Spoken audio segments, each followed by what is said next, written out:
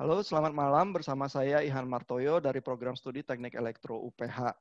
Pada klip kali ini, kita akan bicara tentang bagaimana menggunakan tenaga listrik dengan efisien. Dan saya ditemani oleh ahli-ahlinya malam ini. Ada Bapak Dedet Chandra Riawan, PhD, Kepala Departemen Teknik Elektro ITS. Selamat malam, Mbak. Selamat malam, rekan-rekan semua. Saya juga ditemani oleh Bapak Imade Yulistia Negara. Beliau peneliti di bidang teknik tenaga dari ITS. Selamat malam, Pak Made. Selamat malam, Pak Ihan. Selamat malam juga semuanya. Saya ditemani juga Kepala Program Studi Teknik Elektro UPH, Bapak Dr. Henry Uranus. Selamat malam, Pak Henry. Ya, selamat malam. Juga kebetulan ada wakil industri yang di dalam kesibukannya menyempatkan diri untuk bergabung, Bapak Ashar Kamal. Selamat malam semuanya. Selamat malam, Pak Kamal. Beliau aktif di industri fotovoltaik dan studinya dulu dari Jepang, gitu ya. Jadi kita ada berbagai perspektif malam ini nih. Nah, kita mulai diskusi kita dari sisi konsumen nih ya. Kalau konsumen memikirkan biaya listrik di tengah pandemi ingin menghemat, lalu sebenarnya membayar listrik itu kok dibayarnya KWH, tapi juga ada istilah KVA yang disuplai PLN. Itu bagaimana sebenarnya Pak dari sisi power engineering? Pak Dedet, silakan. Ya, terima kasih Pak Ihan. Jadi kalau kita memang sering mendengar ya, tagihan yang datang ke rumah kita itu selalu sekian KWH, sekian rupiah. Nah, itu memang sebenarnya di balik itu memang ada ilmunya istilahnya. Ya. Ada dasar-dasar teorinya yang akan menunjukkan bahwa sebenarnya yang memang dipakai oleh konsumen itu ya memang KWH itu, makanya yang bayarnya ya KWH. Jadi ceritanya awalnya begini, listrik yang kita nikmati di rumah kita, ya itu kan berasal dari katakanlah ya pembangkit tenaga listrik yang non jauh di sana. Misalkan saya posisi di Surabaya, pembangkitnya misalkan berada di Jawa Barat. Nah, berarti kan listrik itu dibangkitkan oleh pembangkit, kemudian disalurkan jauh sekali sampai akhirnya sampai ke rumah saya. Nah, kalau kita melihat dari sisi pembangkit, nah itu komponennya banyak sebenarnya. Ya, ada yang namanya turbin, ada yang namanya nanti generator, ada namanya transformator, dan seterusnya sampai ke rumah kita. Nah, yang perlu kita cermati sebenarnya dari manakah energi listrik ini sebenarnya dibangkitkan. Nah, itu ya pertanyaan. Sehingga kenapa kalau kita harus bayar KWH? Jadi seperti ini. Jadi ketika mungkin saya analogikan begini. Kita punya sebuah katakanlah sepeda motor. Ya. Nah, sepeda motor ini, nah ini kan bahan bakarnya kan bensin itu kan kita bakar. Kemudian akhirnya menggerakkan piston dan seterusnya akhirnya menjadi suatu energi yang akan menggerakkan sepeda motor tersebut. Nah, ini sama. Kalau di pembangkit kita juga seperti itu. Nah, cuma kalau pada sepeda motor, nah ini kan, ini begitu piston bergerak, langsung energinya digunakan untuk menggerakkan sepeda motor tadi. Nah, ini bedanya di listrik. Nah, listrik ini ya, ini tadi bekerja, ini ada dua komponen. Satu yang memang dia istilah tadi ya, dari bahan bakar tersebut. Satu lagi ya, nah ini yang biasanya memang nggak pernah dilihat dan nggak pernah dibahas, ya, yakni medan magnet. Nah, jadi pembangkit listrik yang ada di pusat-pusat pembangkit listrik itu, entah PLTA, entah PLT gas, entah PLT diesel dan seterusnya, itu akan selalu menghasilkan dua macam dari si generatornya. Ini yang pertama adalah yang tadi dibakar tadi menjadi energi yang benar-benar akan dipakai. Dan nah untuk mengkonversikan energi yang gerakan tadi menjadi dalam bentuk energi listrik, nah ini butuh satu lagi komponen, yakni yang namanya tadi, ya melalui media medan magnet, maka dia akan menjadi yang namanya istilahnya daya reaktif. Jadi ada daya reaktif istilahnya yang menghasilkan medan magnet tadi, satu adalah daya aktif. Nah, daya aktif inilah yang benar-benar sebenarnya dihasilkan oleh bahan bakar tadi. Jadi kan logikanya kan mudah, ya. Sesuatu yang memang dengan sengaja dihasilkan, bukan untuk dipakai, ya itulah yang dibayar. Jadi kita ini membayar bahan bakar yang dibakar. Nah, kemudian, karena untuk mentransmisikan dalam jarak jauh dan juga mengkonversikan dari energi yang bentuknya mekanik menjadi listrik, nah ini butuh medan magnet. Jadi sekarang yang misalkan sampai di rumah kita itu, ya sebenarnya ya pasti ada dua hal itu. Ya, kita pasti memakai nanti yang namanya daya aktif, ya. Kalau di persamaan-persamaan di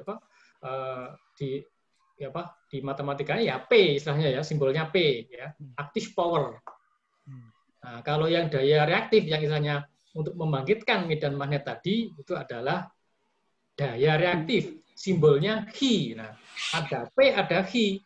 Nah, kemudian kalau P ini ya, ini yang ditagihkan ke kita. Satuannya kilowatt atau watt. Nah, kalau kita memakai sekian P dalam waktu jam, nah tinggal kalikan ya, sekian watt atau kilowatt kalikan jam menjadi kWh. Nah, itu yang kita bayar sebenarnya. Jadi kita betul-betul membayar apa yang memang dibakar oleh pembangkit tenaga listrik. Itu ceritanya. Tapi kalau kita bayarnya kWh, daya aktif, sementara PLN supply-nya aktif dan reaktif, berarti PLN rugi, Pak? Atau bagaimana, Pak? Nah, ini istilahnya bukannya rugi ya. Tapi kalau tanpa Qi nanti nggak akan jalan ini. Karena nggak ada media untuk mengkonversikan. Jadi ya harus ada Qi. Nah, Qi ini sebenarnya secara teoritis, dia itu tidak membutuhkan sama sekali energi. Iya. Karena ya hanya menyediakan media berupa magnet saja. Jadi bisa kita bayangkan, nah kalau kita misalkan punya mesin listrik yang terbuat dari magnet tetap, nah berarti sebenarnya Qi-nya gratis, tidak ada yang tidak perlu menghasilkan dari energi yang ada di pembangkit. Nah, tapi kebanyakan memang Qi yang dalam pembangkit itu adalah ya memang juga disuplai dari energi yang dihasilkan oleh P tadi. Sebagian kecil hanya untuk mengatasi rugi-rugi yang ada di sistem pembangkitan medan magnetnya saja. Oke.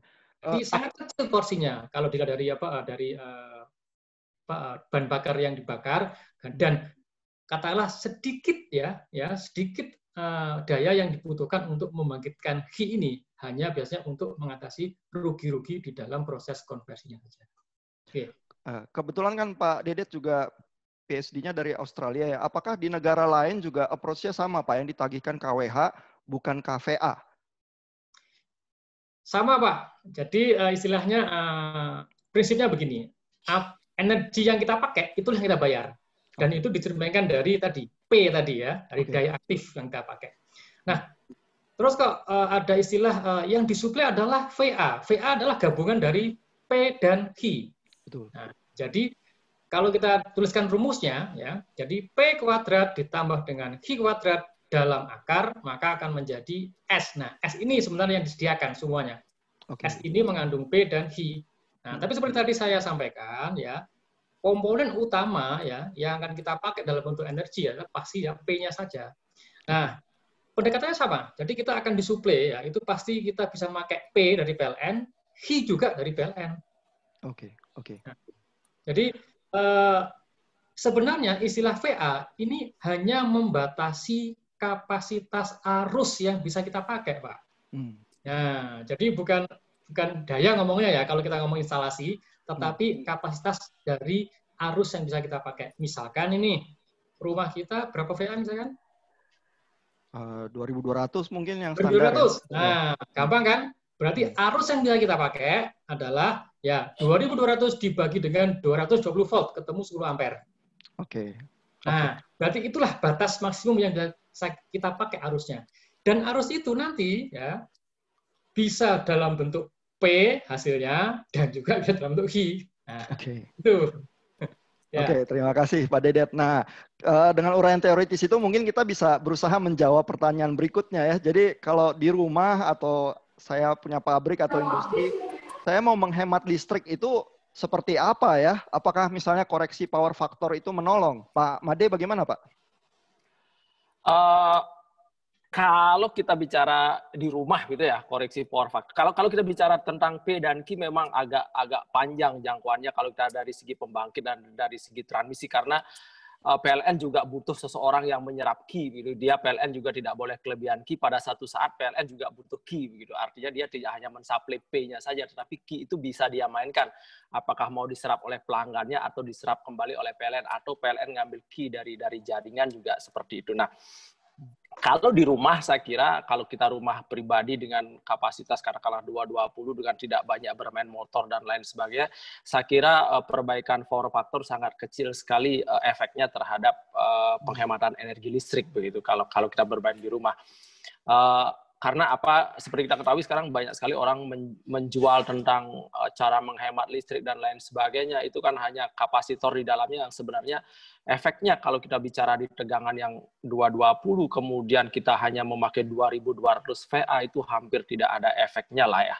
Itu yang perlu kita perhatikan. Tapi untuk industri, nah ini industri karena dia ada penalti dan lain sebagainya oleh PLN dalam penggunaan VA dan lain sebagainya, maka kalau dia power faktornya jelek, maka dia akan kena penalti. Nah, maka industri akan menjadi cukup penting dalam perbaikan power faktor ini begitu.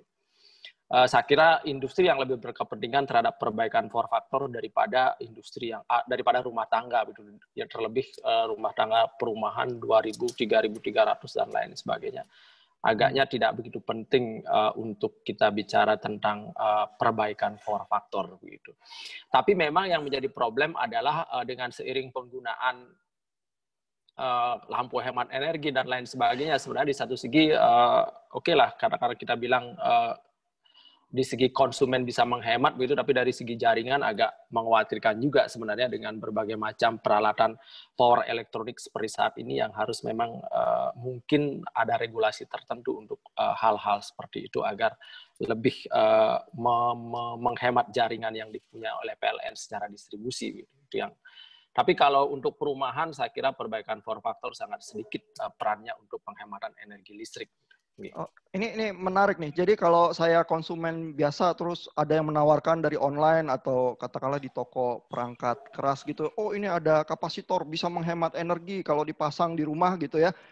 Itu kayak teori konspirasi ya Pak Made ya, atau gimana? Nggak benar itu ya Pak ya? Ya, artinya kita sering tertawa kalau dari perguruan tinggi melihat yang seperti itu. Tetapi mungkin saja masyarakat merasakan jelek bicara yang menghemat mungkin Rp500, Rp1.000 ya.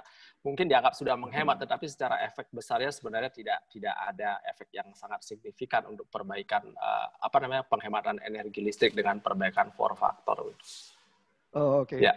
Terus tadi juga Pak Made sempat menyebut kalau kita mulai mengganti peralatan elektronik yang baru ya begitu kan harusnya memang power faktornya lebih baik ya, karena mungkin AC baru atau kulkas baru atau TV baru itu power faktornya lebih baik dibanding yang kuno yang lama, tetapi membahayakan jaringan listrik tadi katanya ya Pak Made. Mungkin perlu dijelaskan. Nah, ini berhubungan dengan penggunaan inverter sebenarnya. Sekarang banyak sekali yang penggunaan inverter, kemudian lampu hemat energi. Kita tidak bicara dari segi power faktornya begitu, tetapi kita akan bicara dari segi harmonik dan power quality-nya gitu, yang di satu segi akan bisa menyebabkan jelek bicara kalau misalnya saja semua orang memakai peralatan dengan inverter, kemudian kebetulan inverternya juga tidak jelas harmoniknya seperti apa, maka nanti akan terjadi penggunaan arus yang berlebih daripada yang sebenarnya dibutuhkan oleh peralatan itu sendiri. Akhirnya Akhirnya jaringannya lah yang terbebani. Oke, di satu segi masyarakat menjadi irit, tetapi di satu segi trafo distribusi dari PLN akan terbebani sangat berat dengan adanya harmonik yang beragam yang dari peralatan-peralatan saat ini. Tapi saya yakin juga peralatan saat ini mungkin sudah dirancang sedemikian rupa sehingga jelek bicara harmoniknya juga mungkin lebih kecil. Tetapi dengan banyaknya, maaf ini produk-produk dari luar yang sertifikasinya kurang jelas, mungkin saja harmoniknya kita tidak bisa prediksi seberapa besar sebenarnya. Oke, jadi karena inverter itu kualitasnya beda-beda, harmonik yang ditimbulkan itu nanti bisa mengganggu jaringan justru ya? Ya, saya kira begitu yang secara ringkasnya mungkin bisa dijelaskan seperti itu. Oke, nah saya mau ke Pak Kamal nih. Pak, kalau dari industri dan terutama kalau pendekatannya fotovoltaik ya, energi surya begitu ya, bagaimana Pak biasanya menghemat energi listrik Pak? Ini kita kategorikan dua dulu ya, rumah tangga sama industri ya. Yang pertama rumah tangga. rumah tangga itu kan sekarang lagi rame-ramenya apa? Yang lagi mempromosikan gitu kan. Renewable energy gitu kan ya. Jadi pertama kalau kita langsung masang renewable energy di rumah tangga itu harus berpikir panjang dulu. Renewable energy masih mahal ya. Meskipun dalam 10 tahun terakhir ini penurunan harganya itu 90% sudah. Dulu 10 tahun yang lalu tuh 1 kilowatt 1 wattnya ya 2,2 US dollar, sekarang udah 0,2 lah. Jadi benar-benar udah turun drastis 10 tahun terakhir ini. Tapi sungguh pun demikian ya di Indonesia ini masih mahal ya. Nah, apakah langsung serta-merta membuat on-grid di rumah tangga seperti itu? Itu adalah langkah yang terlalu dini kalau menurut saya. Mestinya ada beberapa penghematan yang bisa dilakukan terlebih dahulu. Misalkan kebutuhan AC itu. AC itu sebagai monster yang paling besar itu dalam rumah tangga. AC besar. Nah, tadi memang pernah disinggung oleh Pak Made bahwa inverter ya. Tapi memang teknologi inverter dipercaya benar-benar menghemat hampir 50% itu. Jadi AC inverter, terus kemudian mesin cuci inverter, terus kemudian kulkas inverter, itu kalau diubah itu terlebih dulu, udah nggak usah mikir penggunaan renewable energy. Terus kemudian lampu-lampu LED, TV pun juga, TV tabung yang 300 watt itu 29 in. Itu ke TV LCD 32 in, itu jauh sekali. LCD ke LED pun juga jauh sekali. Jadi sekarang LED ya yang paling benar-benar hemat. Untuk ukuran 55 in aja cuman paling 50 watt ya. Dibandingkan 29 in tabung, itu 320 watt itu. Itu benar-benar sudah menghemat. Nah, nanti setelah ada penghematan itu, baru kita menginjak ke renewable energy. Kalau sudah dilakukan penghematan. Penghematan udah bisa sampai 50%. Nah, renewable energy kalau dipasang, yang on-grid, kurang lebih BEP-nya 6 tahun lah. Seperti itu. Oh, 6 tahun ya? 6 tahun. Oke. Terus itu kalau di sisi rumah tangga ya. Nah, rumah tangga ini juga masih PLN juga masih tarik ulur dengan ESDM. ESDM sebagai pengatur kan, regulator regulasinya kan. Nah, PLN juga agak engganan kayak gitu ya kayaknya ya. Jadi artinya masih belum diberikan kebebasan lah. Kita dihargai pada saat ekspor energi itu nggak serta-merta kita nabung berapa, misalkan kita mengekspor 100 kilowatt itu nanti dihargain cuma 0,65 pada saat kita tarik di malamnya gitu. Jadi dia mengutip biaya sebagai baterai lah ya. Kan energi pada siang hari kita kirim ke PLN. Itu dia sebagai baterai kan ya. Nah, di situ dia mengenakan biaya 0,35%. Jadi energi yang kita kirim itu sebetulnya 65%-nya bisa kita tarik lagi di malam hari. Terus kemudian kalau energi kita berlebih sampai 3 bulan berikutnya itu bisa ditabung di bulan berikutnya sampai 3 bulan dihangus. Terus kemudian pemasangannya pun juga ada aturan-aturan yang harus dipatuhin PLN. Yang harus dipatuhin oleh aplikan ya ke PLN. Nah itu setiap daerah masing-masing itu juga berbeda-beda. Ada yang PLN-nya masih belum paham, ada yang memang dengan dengan memperhatikan resiko-resiko yang kestabilan atau gimana kayak gitu sehingga tidak kunjung tiba approval-nya kayak gitu. Nah sementara industri nih, kalau industri ini agak lebih itu ya. Nah industri ini kalau biasanya ya industri misalkan nggak bisa dipasang semuanya ya, kan ada pembatasan. Jadi biasanya kalau industri itu siang hari kan beroperasi, beda sama rumah tangga. Jadi industri itu nggak memanfaatkan PLN untuk nabung ya, nabung energi. Jadi hampir semua yang dipasang itu bisa pakai. Taruhlah misalkan pasang 100 kilowatt atau 200 kilowatt. Hampir yang dipasang 200 kilowatt itu siang harinya udah bisa kepakai semua. Dari total daya yang 1 mega misalkan ya. Berarti off-grid Sehingga udah oke ya sebenarnya ya? Off-grid untuk industri, perkantoran yang memang operating jam operatingnya di masa siang hari itu lebih menguntungkan ketimbang rumah tangga. Kalau rumah tangga kan memang malam kan banyaknya, sehingga dia memanfaatkan cadangan baterai tadi. Bukan baterai ya, istilahnya PLN-nya sebagai baterai itu dikutip biaya 35% seperti itu. Kalau industri lebih bisa cocok gitu loh. Oke. Tapi sungguh pun demikian, kayak rumah tangga pun juga ada biaya minimum yang harus ditanggung. Contoh, dulu aturan 2018 ya, itu kalau kita mempunyai daya 4.400, itu paling 70% maksimal solar panel yang bisa dipasang. Sekarang udah 100%. Tapi 100% pun juga kita harus dikenakan biaya minimal. Kita harus tetap bayar kontrak daya kali 40 jam. Itu yang harus kita bayar. Nggak bisa kita terus langsung free. Seperti itu. Oke. Berarti secara umum kalau untuk rumah tangga mungkin menghemat peralatan lamanya diganti peralatan baru dulu gitu ya? Terlebih. Ya, itu. Kalau industri mungkin karena memang konsumsinya siang bisa menolong energi surya. Dan mungkin yang off-grid ya, karena tidak perlu baterai dan lain sebagainya, mungkin lebih ringkas juga dari sisi perawatan ya. Iya. Oke, terima kasih. Pak Henry, kalau melihat peluang energi surya di Indonesia seperti apa Pak? Apakah cerah atau memang masih belum saatnya untuk booming? Bagaimana Pak Henry? Ya, terima kasih Pak Ihan. Pertama, kalau saya lihat harga listrik dari PLN itu masih murah. Jadi kalau hitung-hitungan investasi itu tergantung ya, kita dapat tawaran sistem energi suryanya berapa.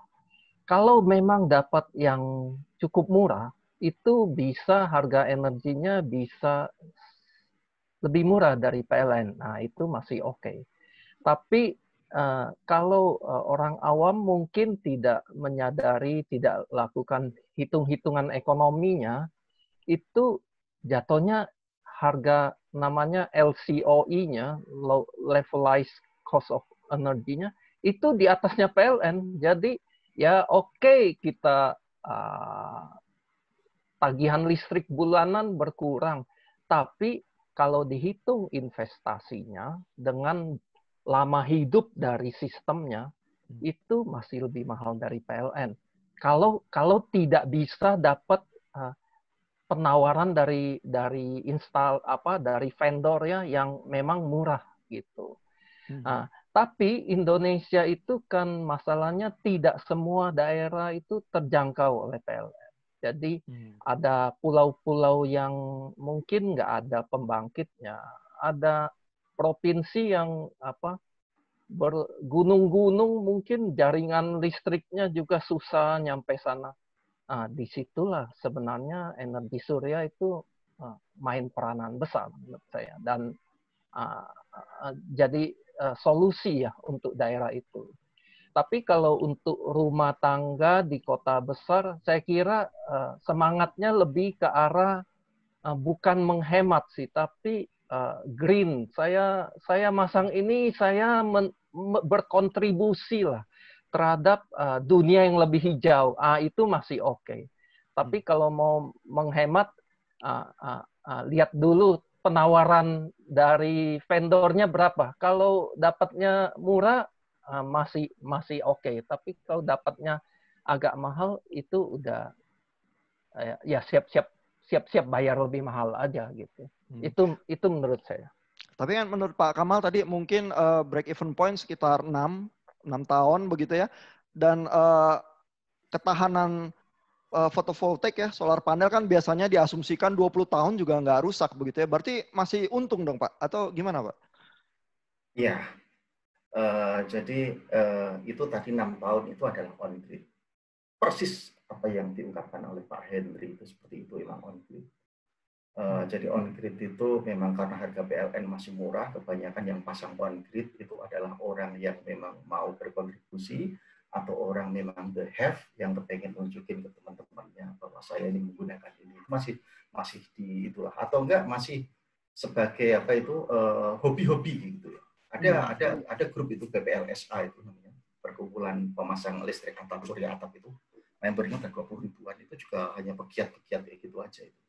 Kalau kita ngomong ekonomis itu masih belum. Nah, disitulah yang pernah saya cerita sama Pak Ihan bahwa saya proyek yang saya kerjakan itu hampir 95% itu on off grid. Jadi di luar Jawa yang nggak ada listriknya itu dari tahun 2014 ya saya ya sampai 2020 ini 6 tahun luar Jawa, resort yang benar-benar nggak ada listrik yang dia harus menggunakan diesel. Resort itu kalau ada diesel itu kan malamnya jadi bising kan ya. Seperti itu, dengan diganti dengan on off grid, baterai itu semakin terasa gitu. Jadi daerah-daerah terpencil atau gunung atau mes-mes dari perkebunan yang tengah hutan seperti itu terasa banget itu. Jadi biaya BEP-nya bisa 2 tahun kalau off grid. Jika dibandingkan dengan dia harus menggunakan diesel ya. Apalagi pada saat itu diesel itu pernah di daerah Sumatera atau Kalimantan yang terpencil, Sulawesi, saya sampai daerah-daerah terpencil itu masuk itu 1 liter waktu dulu itu 50.000, 40.000 seperti itu. Wah itu setengah tahun pun juga balik modal itu. Sekarang sih sudah kita dapetin ya 8 ribuan ya kayak gitu. Itu ya 2 tahun, 3 tahun balik modal. Off grid lebih cepat balik modal jika dibandingkan dengan diesel. Genset seperti itu. Berarti insentif paling besar memang remote areas ya, itu mereka yang memang butuh sekali ya. Iya, betul sekali. Oke. Nah, saya ingin ke Pak Dedet lagi nih. Kan tadi Pak Henry bilang ya secara umum kalau kita lebih green sih sebenarnya lebih baik ya. Cuman kan memang ada faktor cost dan lain sebagainya. Tapi kan pemerintah sebenarnya bisa ya mendesain regulasi memang supaya kita cenderung lebih green begitu ya. Apakah bisa ada usulan-usulan Pak, approach besarnya saja bagaimana ya sebenarnya yang bisa menolong kita, Pak Dedet? Baik, ini sebenarnya kalau kita lihat ya, penetrasi renewable energy, terutama yang PLTS, yang atap dan seterusnya ini ya, itu bisa kita lihat dari 2 sisi sebenarnya. Ya, kenapa kok enggan itu? Ya 2 sisi. Pertama sisi dari sistem. Ya, pertanyaannya adalah apakah benar sistem grid kita itu memang sudah siap untuk dimasuki? Nah, ya renewable energy yang sifatnya intermittennya sangat tinggi ya dengan skala besar. Jadi kita bayangkan, misalkan Jawa Bali sekarang adalah 20 sampai 24 gigawatt. Kemasukan misalkan 20-30% renewable yang sifatnya intermittent. Tiba-tiba off, tiba-tiba naik lah. Nah, apakah infrastruktur ya pembangkit-pembangkit yang ada di grid yang ya katakanlah grid Jawa Bali ini mampu nggak ya mengkompensasi hal seperti ini? Sementara kita lihat kebanyakan pembangkit kita adalah PLTU ya, PLTU kan, WAP. Di mana WAP ini kalau istilah engineering-nya adalah ramp up time-nya ya, ramp up-nya itu lambat. Ya. Mengapa PLTU banyak? Ya karena paling murah harga energinya.